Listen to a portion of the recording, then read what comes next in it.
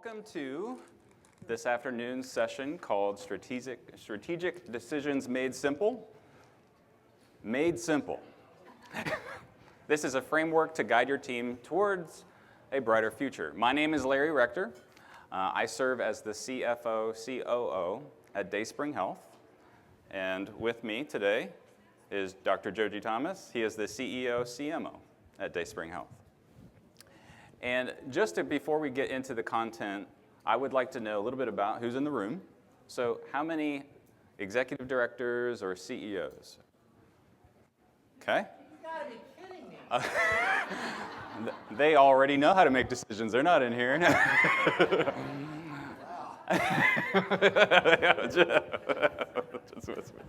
How about CMOs or CFOs? Okay, a couple more. And then students, two in the back. And then how about doctors, mid-levels, so on and so forth, okay? Finance, one.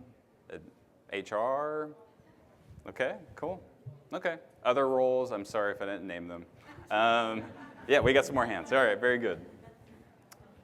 So, typically speakers will show a picture of their family, but I'm going to show instead a picture of book recommendations if you are a fan of books. So these are books that I really enjoyed in the last 18 months, and I'm just sharing if you're a fellow book reader. First one is The Ruthless Elimination of Hurry. Anybody who's read that book? Life-changing. Yeah, I feel the same way about it. Life-changing. The idea that just rocked my world is the idea that hurry and love are incompatible. If you are in a world of hurry, love becomes very difficult. Atomic Habits, another book that really loved. We might have the same book list, it looks like. So I was somebody that every year I would make a bunch of goals and maybe reach half of them. And there was an idea of we do not rise to the level of our goals, we fall to the level of our systems. And thinking about the effect of what are the systems in my life that are leading towards what I'm trying to do. And then the other thing is this idea that every system is perfectly designed to get the results that it gets. Like me using my phone as my alarm in the morning was a great way to waste 20 minutes of my morning every day looking at social media. Great system for that. So I've eliminated that. The Midnight Library. This is a fictional book. I'll just say that it was really profound in the idea of appreciating your life, appreciating the journey that you're on. And then lastly, a book called Smart Brevity. It is purposefully short. I made everybody on my leadership team read this book because I was like, we are going to have shorter emails.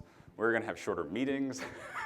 We do not need 150,000 words to say what we could say in 20 words. So shorter was the segue for me to step in. So thank you, Larry. So yeah, my favorite book from this year, or one of my favorite, is also The Ruthless Elimination of Hurry. And I cannot tell you how important it is that every leader reads this, because I wish I had read this book 25 years ago when I started my journey at Dayspring. It's really just a call to slow down, but then also to simplify your living. One of the best chapters in there is all about Sabbath rest. And for us as Christians, to understand what that means for us to take that Sabbath and keep it holy. And it doesn't have to be legalistic. It doesn't have to be on Sunday. It doesn't have to be on Friday sundown or whatever. But it really is just to honor the Lord. And how we spend that seventh day really affects the other 6 days that we live. And so for us as leaders who can live out our faith, encourage you guys to read this. The other book I love this book, Upstream. How many people have read this? Oh my goodness. Let's stop and let's all read it together. We're changing the Let me read it session to right you. now. No. Okay, so let me get into it. This is like a sermon in a sermon, right? And so Upstream is one of my favorite books because, so here's the thing. Just imagine that you are fishing by the river and you're fishing and you see a little kid drowning. What do? We jump in and save that kid, right? We pull him out, we give him breath saving and get them saved, right? And then as we're finishing up and the kid's breathing okay, we hear another scream and there's another kid drowning in there. What do? We jump in and get that kid. And we keep doing this because why? We are in healthcare. That's what we were trained to do, right? That's our whole idea is we're about to save the rest of the world by coming in, jumping in, and saving those kids that are dying. But at some point, we need to ask the question, why are these kids in the river in the first place? Who's pushing these kids over? What's going on in the system? And frankly, most of us clinicians are way too busy to jump in and save kids, but then also go upstream. And that's why we need to develop great friendships. We need to have great relationships with our administrators. So for the longest time, CCHF, we've been praying for providers. We've been praying for providers to go into the darkest, hardest places. But really, in the past 10 years, we've changed that prayer to say we need administrators. We need people, strategic, business-minded people to go into the hard places and teach us how to have sustainable, profitable, solvent systems that are still mission-focused. And if we can't do that, all is lost. But this is an amazing book, so please read the book, get it, talk about it with your team. The next is Smarter, Faster, Better. Great book, great examples of what it means to work smarter, faster, and better. And I understand the irony that we have ruthless elimination of hurry and the smarter, faster, better. Yeah, Which doesn't make sense. Which book did you read first? Now, I will tell you, and I have to stop and make fun of my kids, so I spoke to my son a couple months ago, and I told my son he is a first-year vascular surgical resident, and I said, Jonathan, I think you really need to read this book that I'm reading. I love it. You should read this and whatever. And so about 5 days later, I went to visit him in New Jersey, and and I had forgotten that I told him to read the book. And I said, Jonathan, you should read this book. And he's like, oh, Dad, I read it. My girlfriend and I reread it together. I'm like, what? In 5 days? Really? He's like, yeah. Well, honestly, it was an audio book, and we read it on 3-speed. 3-speed. That is smarter and faster. I don't think you understand the irony that you read the ruthless elimination of hurry in 3-speed. I am really going to send John Mark Comer that anecdote to say this is the generation we are dealing with. But I'm sorry. Smarter, Faster, Better, really good book about processes and systems. And then the last one is The Radium Girls. And I know that sounds really weird to have up there. This is actually a true story of what happened with, just the development of OSHA. And I hate OSHA. I hate OSHA standards. It's such a pain in the butt. But how that came in. I mean, really, The Radium Girls is equivalent to The Jungle, the book Jungle, from many years ago, talking about the market, the food markets, and the public health standards of the 1800s. But the Radium Girls are talking about some of the exposures and some of the stuff that went on behind the corporate greed. Amazing, sad stories. I love sad stories, but it helps inspire me to do the kind of work that we're doing, which is basically advocate, stand up for the poor, stand up for people who are voiceless. And so, yeah, you're going to be very, very sad. Take your Prozac and read it. It's great. Okay. On that note. On that note. Tag, you're it. Marketing 101. So let me tell a different story. And in all seriousness, we share those. If you have book recommendations, I would love to hear those. I'm sure Geogy would love to hear them. I have an Amazon list, and it just continues to grow, and I slowly work my way through it. All right. So once upon a time, getting back now to the content of this session, I want you to kind of join this kind of idea of a story of a clinic far, far away from here in the border of Tennessee and Kentucky called we're going to call it Wellspring Health, not Dayspring Health. And there's these two executives that have all these great ideas, and they're like, oh, we're going to do that, and we're going to do that, and we're going to do that. And I don't know if this sounds like anything that you've encountered. So the common strategic planning, at least that I've seen when talking to my cohort here when we are brainstorming and we get excited about ideas, or talking to other leaders, is this idea of identify a need. Our community absolutely has to have this. Or there's this patient group that needs this. Or frankly, our team needs this. And then we envision a solution to the problem. Maybe we're at a whiteboard getting all excited about X, Y, Z and how we're going to solve that problem. And then we just get to work. But what's also happening is, what about the list that we already had? What about the other 20 tasks that we had in process, and then we're getting excited about this next thing, right? And I know that we all have that. And that night might not even be at work. It could be at home. This happens in my home all the time. So what we have come to find is this idea of a framework to say, hey, if we can check these boxes, then let's take it serious. Let's not just do every great idea that comes to mind, and that has helped us. Because without focus, our efforts lack needed resources for desired success. When I've got things already in process, and then I shift focus to something else, there's only so much of me, there's only so much of the team, there's only so much of each other, and so much money, et cetera, fill in the blank. You can't do everything. And the enemy that we face in these situations is distraction. Distraction is something that I'm convinced that we deal with so much more now than we've ever dealt with. Our ability to focus, there are so many stats out there about how poor we are doing as people now at focusing. I think I read a couple years ago that our focus is worse than a goldfish. How are we that bad? I think the average person looks at their phone over 200 times a day. I can't even imagine, but maybe I do. I know I hold it a lot. So,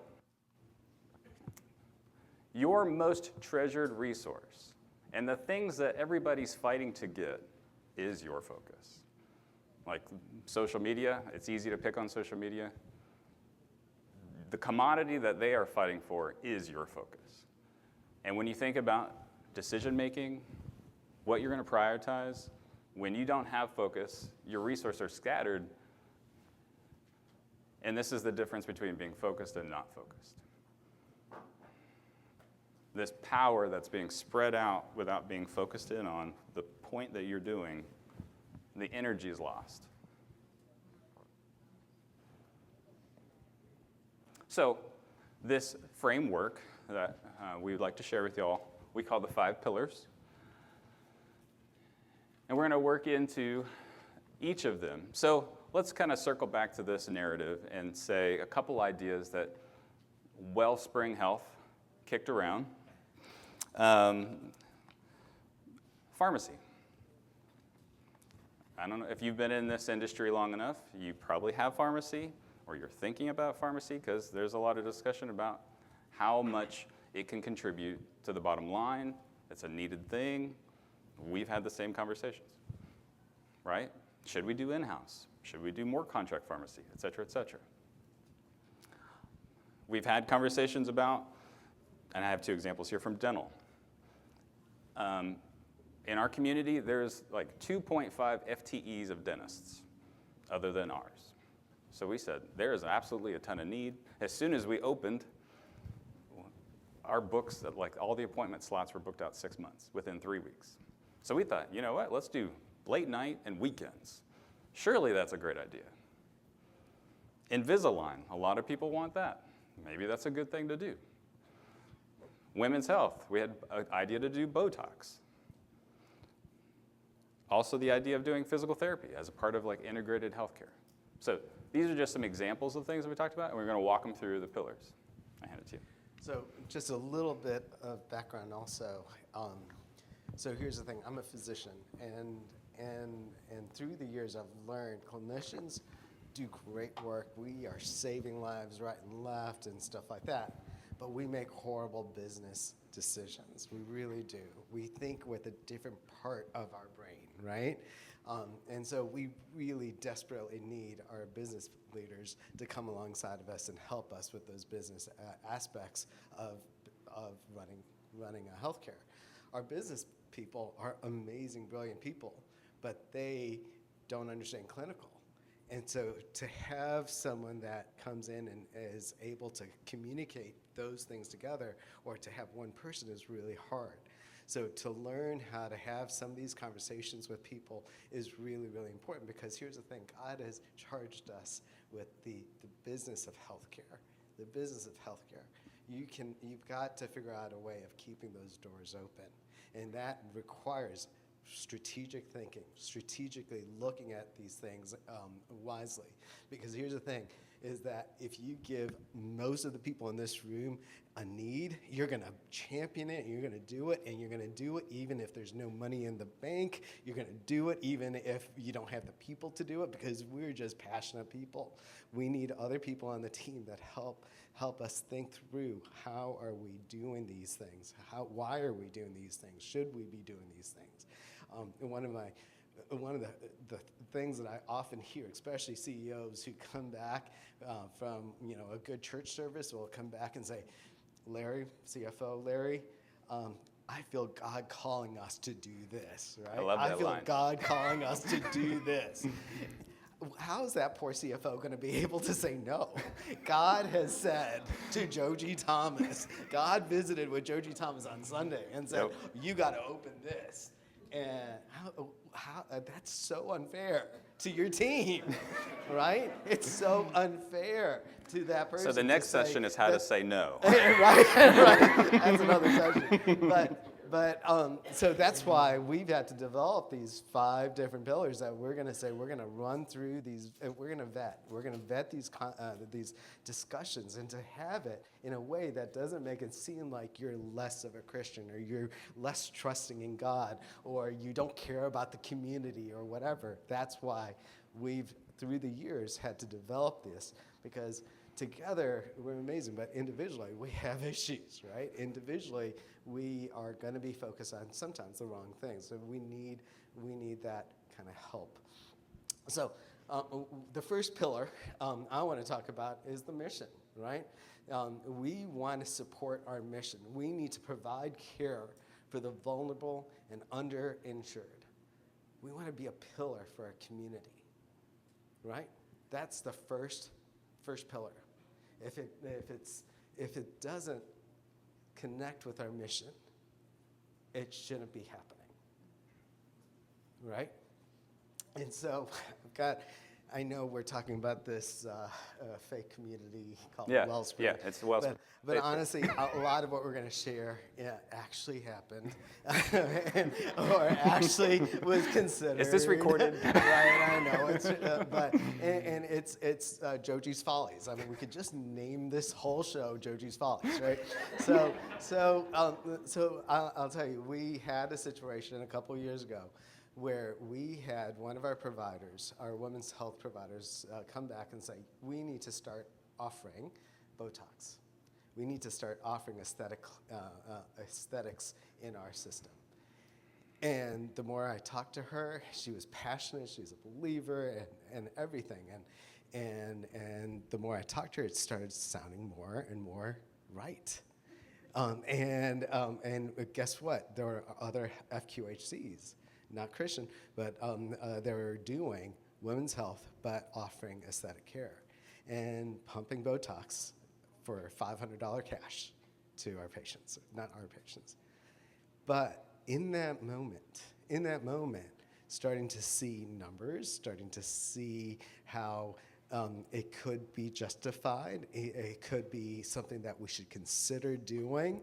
We started thinking, I've got a clinician that's actually trained to do it. I've got people who, this is a female provider that's saying we can make it work. Financially, gosh, it's going to look good for Larry, I think. We should do it. And the more and more and more I started thinking about it, I'm like, yeah, we got to do this. We got to do this. This sounds right.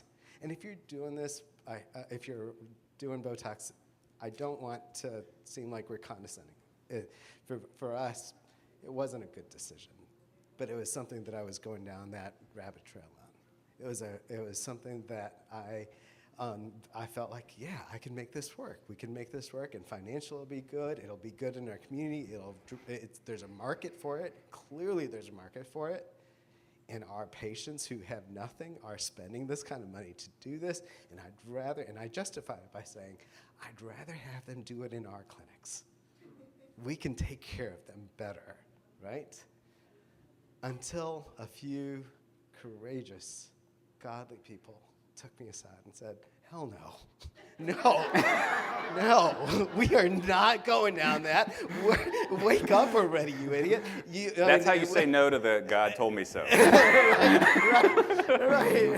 Right.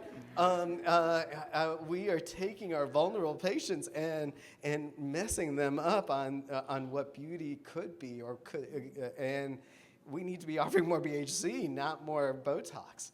We need to be talking to them about what's appropriate for women. We need to be taking care of their emotional health as well, and not just pumping them up. And it was like me waking up from a trance. It was me waking up from a trance because at that point I recognized that I had violated the first pillar of mission. Somehow or another, I had gone down that rabbit trail and allowed myself to really sell that part of mission and justify it in a different way.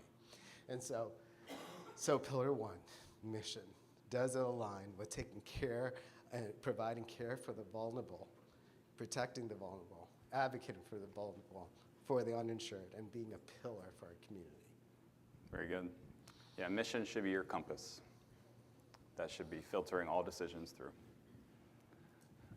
So next is this idea, okay, theoretically we're checking the box of it does align with our mission. Is there a need for this? So coming back to my dental example, clearly there's a lot of need for dental services. We had booked out 6 months within 3 weeks. Kind of this idea of, shoot, we could open it 24/7 and probably fill this thing up, right? Well, there's need, and then there's also want, right? Understanding need and want go together in this when evaluating decisions, because although the need, nobody really wanted to come to the dentist after 5 o'clock p.m. And they certainly didn't want to show up on Saturday morning to go see the dentist. And when I thought about it, that made a lot of sense. I'm like, I would never go to the dentist at that time. Why would anybody else go to the dentist at that time? So when you're evaluating decisions and thinking about who you're trying to serve, the needs that you're trying to fill, consider also the want side of that, or else it's not really going to fit a need. Sustainable. So this is where I get to put the CFO hat on and talk about the financial implications of this. As leaders, we have a responsibility to ensure that we are protecting the longevity of the mission. Like, if we make decisions that are short-term focused, yeah, it might be mission-oriented. It might fit a need, but if it jeopardizes the whole mission in the next 5 to 10 years, probably not a good idea. So doing the hard work to evaluate, yeah, is this actually going to work? And for us, the example we used for this one was physical therapy. Like initially, we were like, yeah, we got to do this. And I'll repeat the caveat. If you're doing these things, it's just really to serve as framework to talk through it. When we started doing the math, the number of referrals that we actually have, it didn't make sense for us to do that. Even though we know there's a need, it totally fits our mission, but if it was going to potentially jeopardize the rest of the mission, we can't really check that box. Unless, because you could say sustainable, safe, like self-sustaining, does every service line need to be self-sustaining? No. Like as a nonprofit, there are things that we know we're going to lose money on. And then there's things that we know we will make money on to support that. But you can only delegate or designate those dollars once. You can't say 340B pays for that, 340B pays for that, 340B pays for that. And then it magically is like, okay, we've already allocated those dollars, right? So when evaluating decisions, do not put the mission at risk for the sake of fitting a need that's mission-based. So before we continue on the pillars, I wanted to take a pause and say these are, so this is actually a mantra that Larry and I came up with when we started doing this together. We wanted to be the clinic of choice. We want to also be the provider, the employer of choice. And so where that came from is really for the first 20 years of my career, I was in the patient room taking care of that patient, and I wanted that patient to have the best experience possible. I wanted to be the provider of choice. When people when people have a cold, I want them to call Dayspring. I want Dayspring to be provider of choice. Whether it's behavioral health, if they're struggling with depression, their family's struggling with suicide, I want them to think Dayspring. When they have dental issues, I want them to think Dayspring. And so clinic of choice, that is a slam dunk.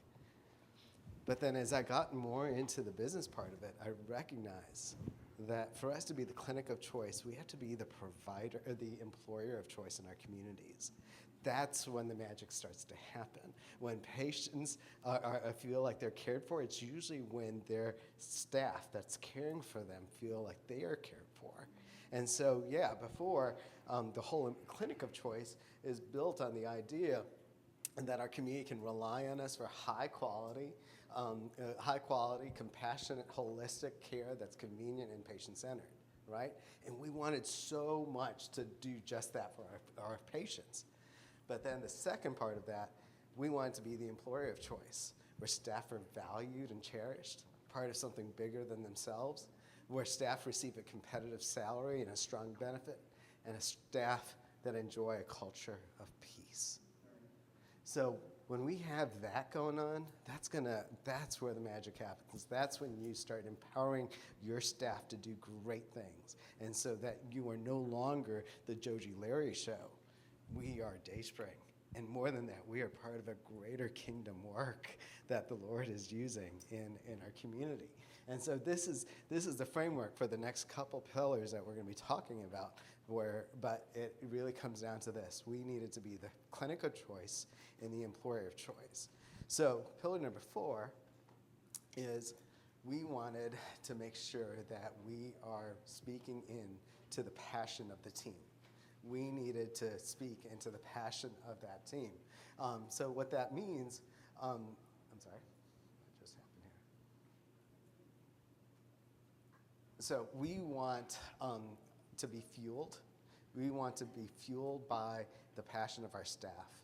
We want to be the employer of choice by making sure that we get people who love what they're doing, who understand the chess piece that they are in the whole game, right? We want people to know that they're valued, that their giftings are valued. So if you've got providers that are saying, gosh, I wish I could do this, our hope is we're going to try and do that. And that's kind of where I went into that rabbit hole with that original provider who said, I want to do Botox.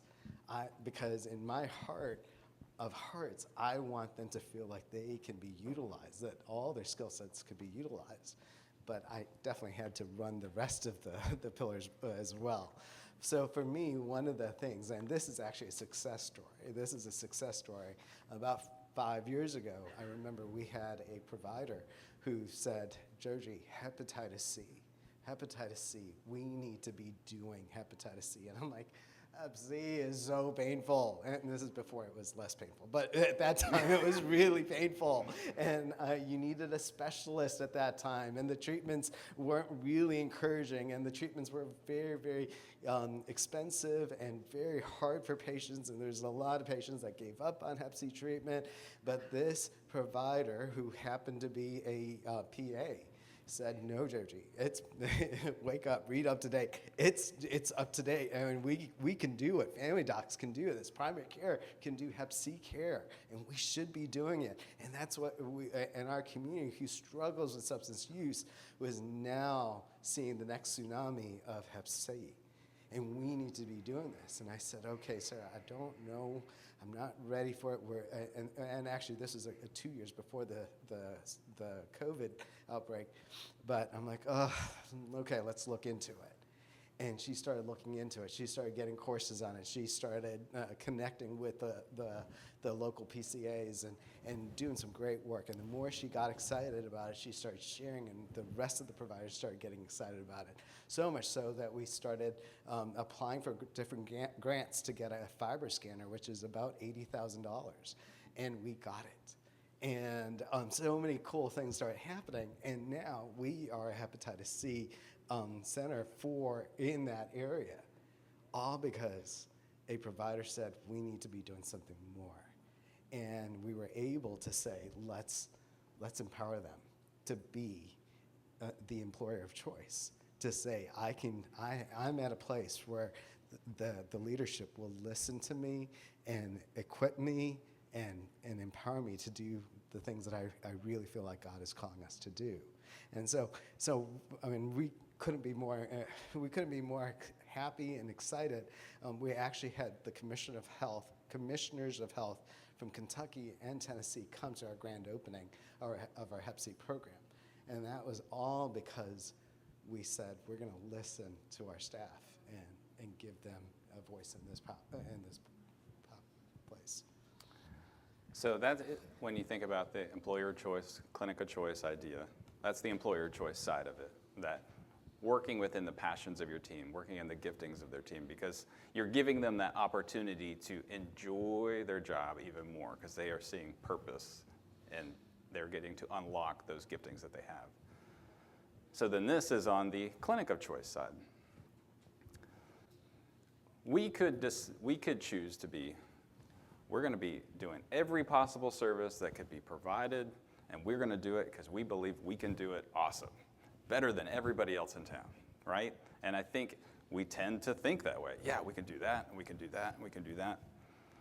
But when we think about excellence, the idea that if you're really going to be the clinic of choice, that's because the patients deem that you do it really well.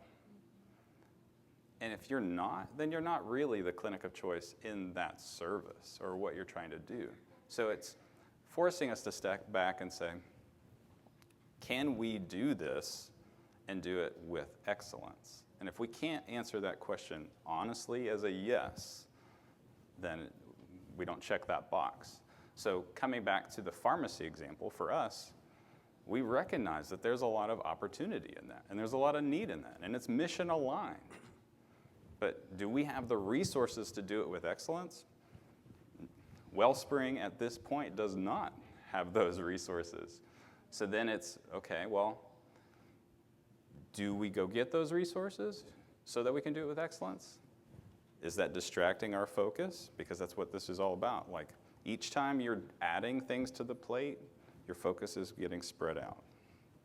So this has helped us evaluate, do we do this because we want to be the clinic of choice for these types of services?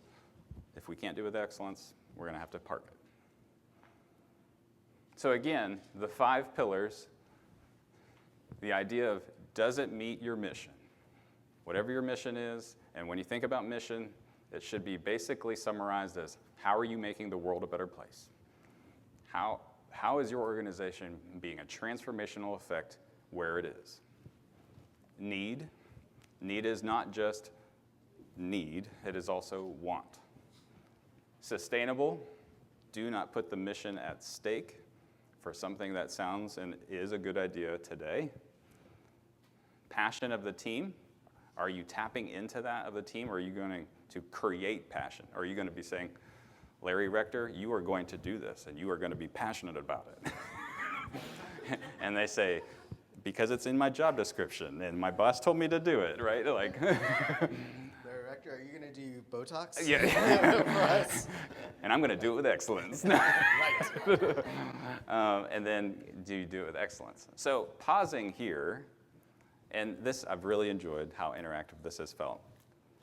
If there was an idea that you're thinking of, and you would put it through these, would you want to talk about it?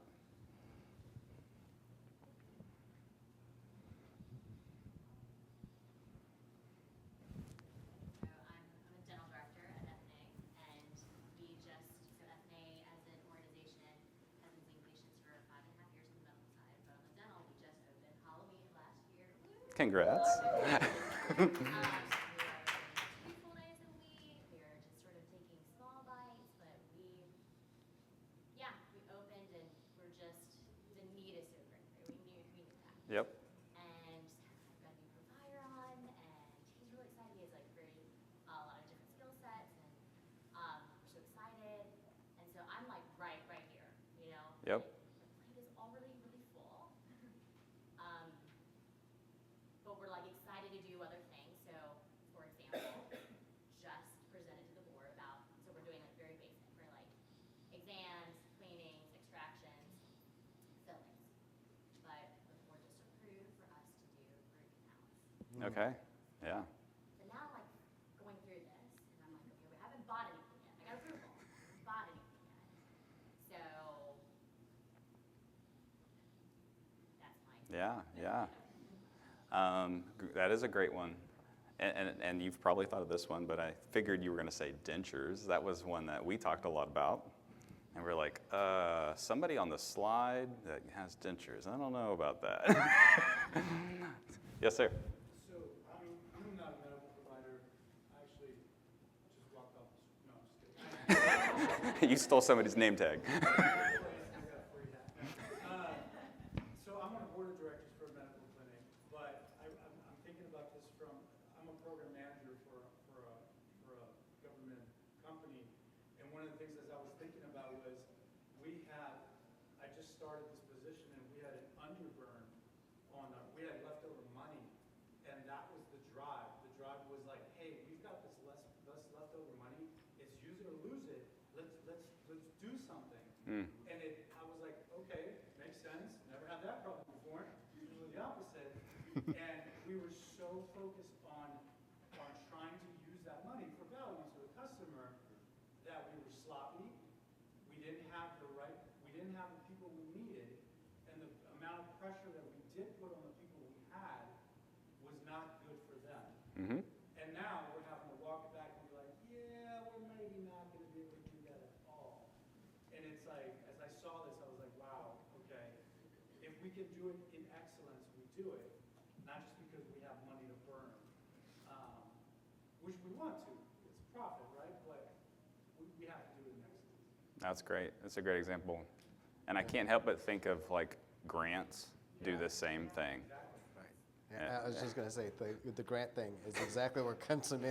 I mean, Hershey dangles these monies over us, and like, if you really want this, come get it. And actually, I think we were on a conference call that the Biden administration is going to increase monies to FQHCs if we expand hours.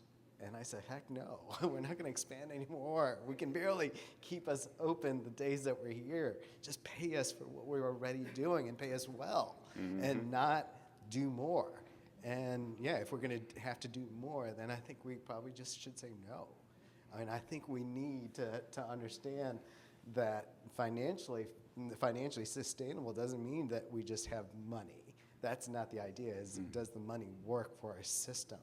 And yeah, I appreciate that. So having a surplus is great, really. Not all the time. I know a guy who has a Botox grant, if you're I thought you were from HRSA. I knew it. I knew it. Get him out of here. Well, but I also think when we look at, and the root canal puts that into, when we look at expanding into dental, the sustainability comes in. What about follow-up care? What about when Right. I have a dentist right now that will do but in 6 months, they really bit off too much and now they don't want to anymore. So how does that sustainability factor into your pillar of thoughts? No, that's great. Yeah, and we deal with that too because of the people that are booking out. Well, then somebody's on a treatment plan, and as a dentist, you're gonna get this. Like, they need now 7 appointments, and the next one's available 2 months from now. That's not quality care. That's not excellence. But as leaders, evaluating those things and really considering, okay, if we open this door, what are the ramifications of that?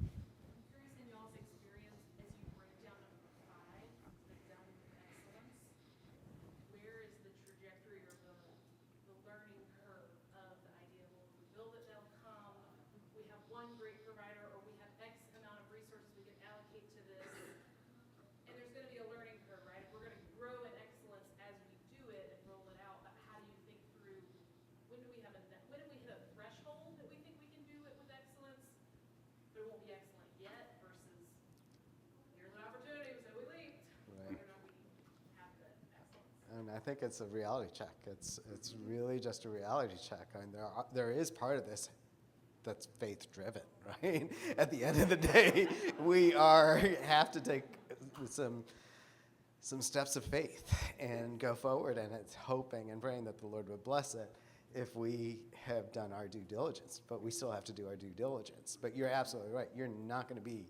a center of excellence on day 1. Probably not even by day 3.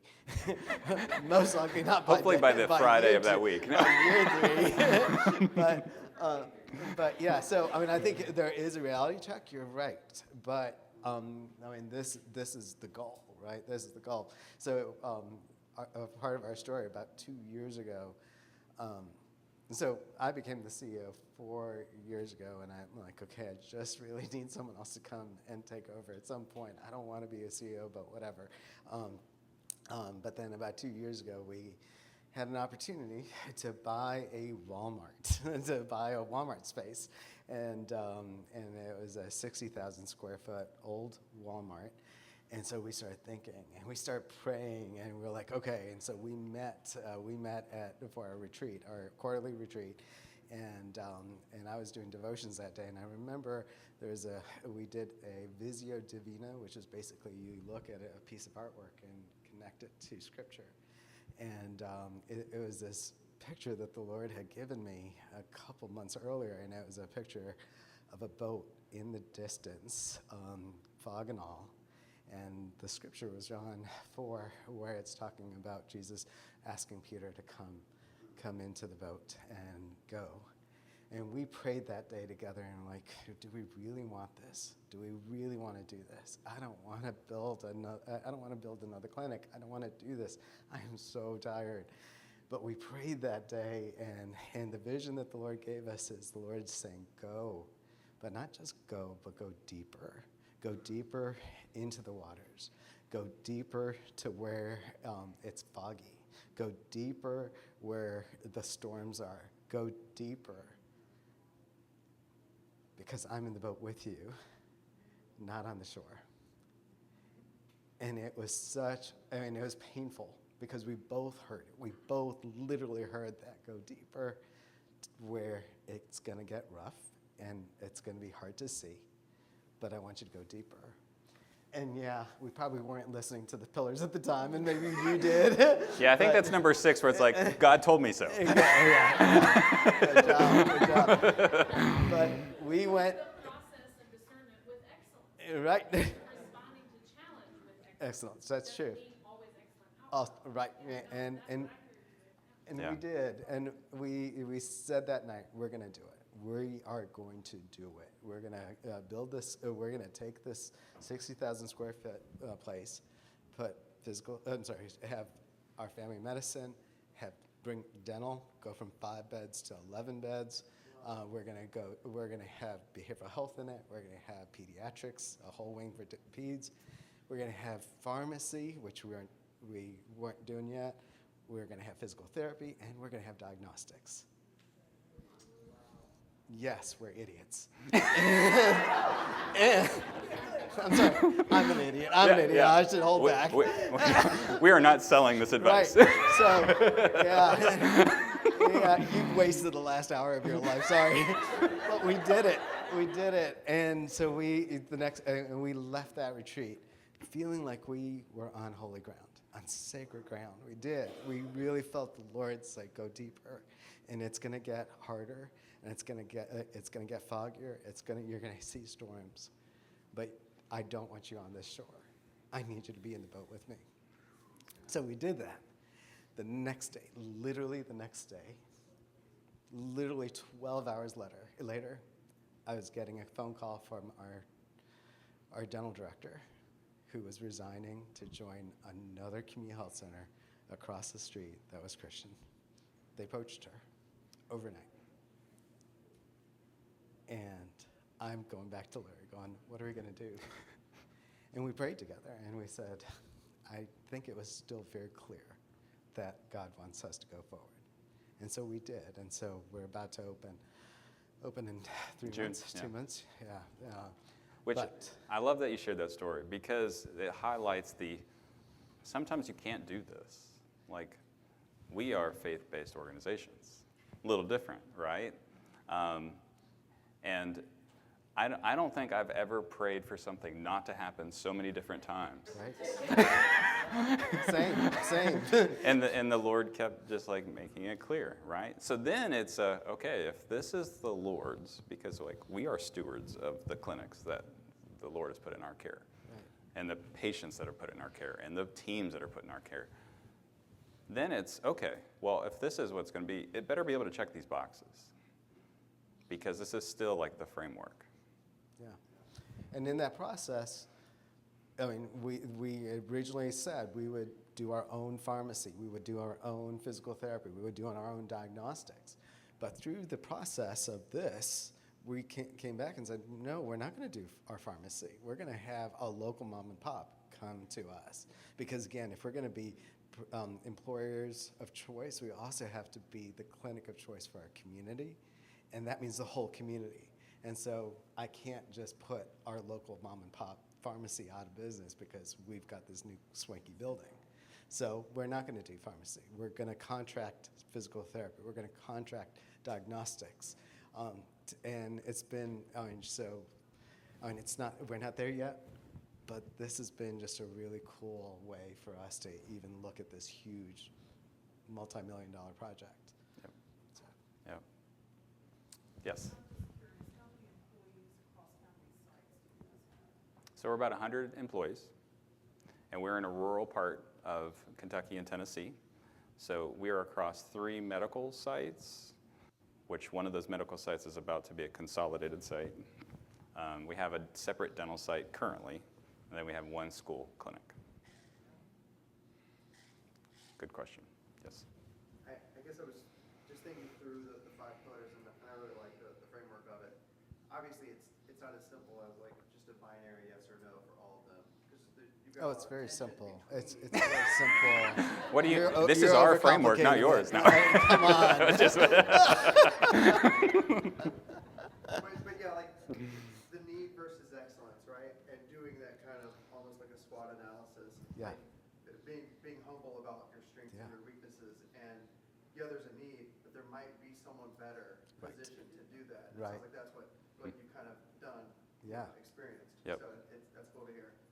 Yeah, I mean, like the whole Botox. I mean, we had someone who I think would have done an amazing job, but it was in the face of our mission, Yeah. right?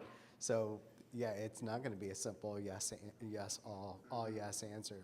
You got to think and pray through it, especially if you've got a, I don't know, kind of answer, and you get other people. I mean, that was the thing for that Botox debacle, getting other people on in that know your heart, know the heart of the clinics, to be part of that. That's huge.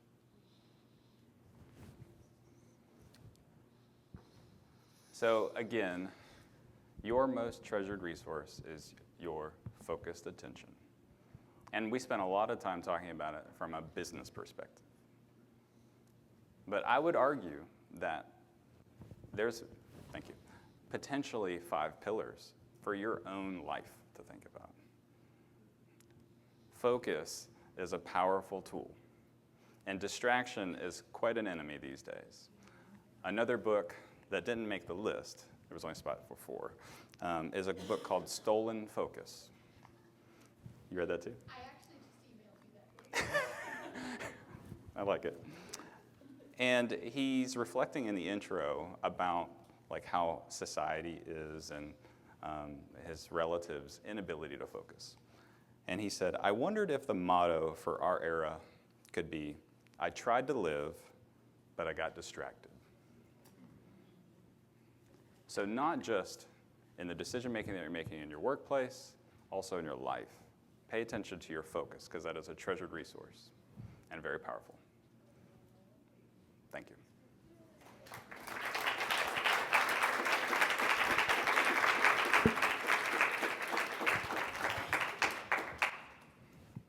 And You guys are done.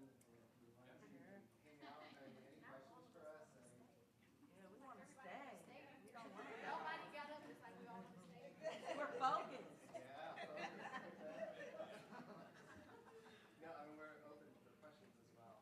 Thank you, everyone. Just before everyone leaves, just want to let you know that this is certified for CME and CDE credits. So if you want those credits, you talk to the registration desk, and they'll help you get that process. And we're still architecting that 10 minutes.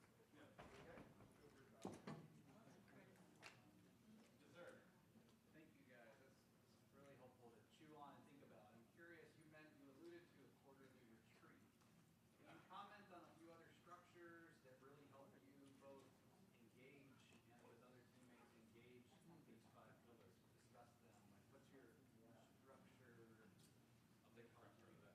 So Patrick Lencioni, you've ever heard of him? He's a business writer. Yep. Our HRSA representative like that. Yeah, that's right.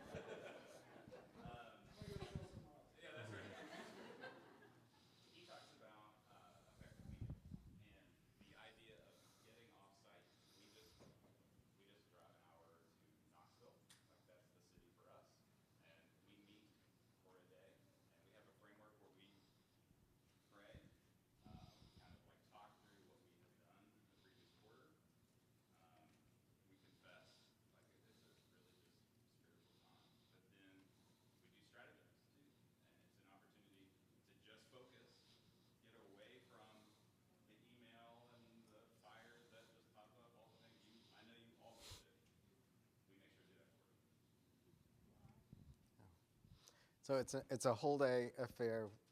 Getting away is probably the most important part of it, but I can't tell you how the devotional in the beginning. I mean, so we just take turns. It's just the 2 of us. It's a small executive team, both of us, right? But yeah, so that's important. We meet every Wednesdays for our executive team meetings. So we're both actually have a meeting every week that's got minutes and all, and we have our executive assistant with us. But probably the most precious for me is on Tuesdays. Larry comes over to my house, and we spend an hour together. We share what's going on in our lives, in our spiritual lives, but then also in our families, and then we pray together. And we've done that for the past 5 years. Yep. Really, really, really powerful. And I can't imagine leading an organization without that kind of commitment to each other. That makes these 5 pillars just so much easier because we're speaking the same language. So that's important. Now, we talk every other night, I think, or at least every night. And we don't really hang out with each other outside. Well, we see each other like already at the Yeah, we're not. But yeah, so I think that's what you had asked. What kind of systems do we have to help with that? Now, of course, we also have the next level leadership. We have our operations team. We meet with our operations team every Thursday, and Larry conducts those meetings. I meet with our provider staff monthly, just to have a good rhythm like that. But most of the most of the actual decision makings happen in one of those meetings where Larry and I are out there at the retreat on Tuesday mornings or Wednesdays. Yeah. Yes, ma'am. So it seems like the two of you are very much on the same page. No, not at all. Yeah, no. I thought we were. What do you do when there is that fundamental difference in philosophy and how you think the mission should be carried out? Like, how do you resolve that? Yeah. You want me to I know. I'm trying to think. Have we had any? so Apparently, we have. what we have had, when Geogy says God told me so. Go ahead. Go ahead. No, Geogy's so follies, go ahead. yeah, no. So one thing that we've agreed to is that if we're not in complete unity and unison on a decision, we're not going to move forward. Now that doesn't mean we don't ever do it. It's just that it's like we're going to respect each other's. Like, I got to get there too. I got to have peace with that. There's not a like, I'm the guy, so get out of the way.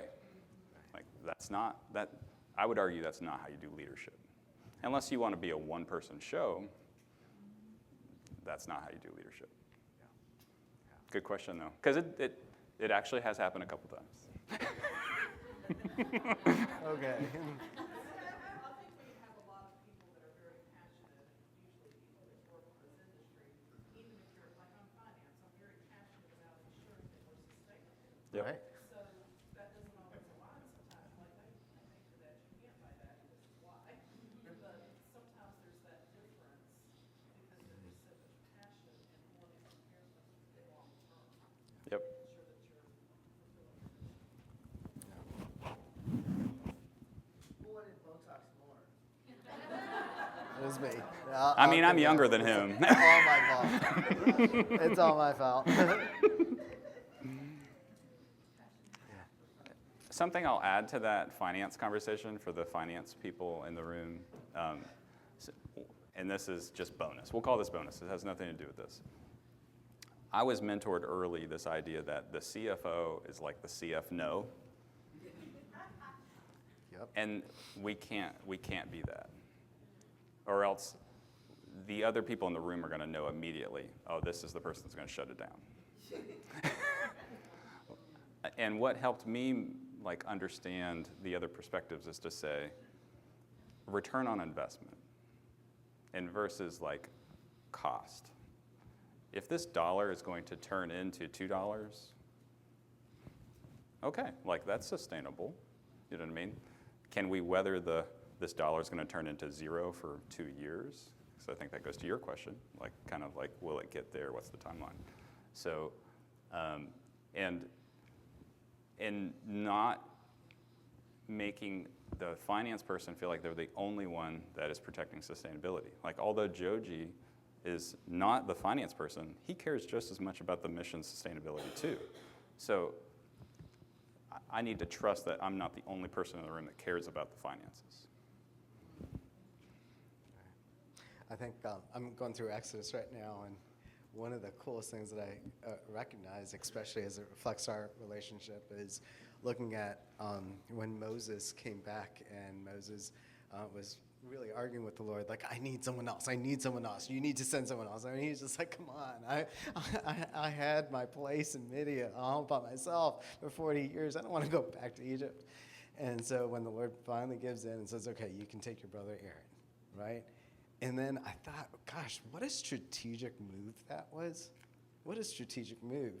Because Moses could speak to the Egyptians easily. He grew up in the Egyptian palaces for 40 years. He knew their language, he knew their ways, and he could speak to the Egyptians. But guess who got to speak to the Israelites? It's Aaron, who grew up with the Israelites, who could speak their language even better. And to have partnerships that understand that, yeah, we're going to speak different languages to different people, but we're going to do this together because we're on the same mission together. And until we're on the same mission together and we're just aligned It has great potential to blow up if you don't do that. And that's why these quarterly retreats gets us on the same page. And in that quarterly retreat, if I can go back to that, we do something called the rear view, where we look at the past 3 months. And literally, we have a spreadsheet because we're geeks, and we have an Excel spreadsheet where we look at all the things that we have done, projects that we've been part of, people that we've let go, people who we've got in. We have all the Ebenezer stones of where God has shown up, but then we also have our stumbling blocks, things that have been kind of tripping us up. And then we also have a whole section on heavy stones that we've been carrying, burdens that we've been carrying. So that's all in our rear view. Then we talk about the side view, like how are we doing? How are we doing? How are we doing professionally, spiritually, emotionally, family-wise, and stuff like that? And then the last part, which actually tends to be the easier part, is what's our project for this next 3 months? So we look at in the rear view, 3 months, we look around in our side view, and then we look forward. So, and that's been great. That's good. Excuse me? Do you have that format that? Yeah, it's for a fee. I will share it with you. We do have a format I can show you. Yes, if you stay back, I can show that to you. Yep. I just have to dig it up. Well, I've really enjoyed this. I'm glad that you did as well. And seriously, if you have book recommendations, email them to me. I love that. Y'all have a good day.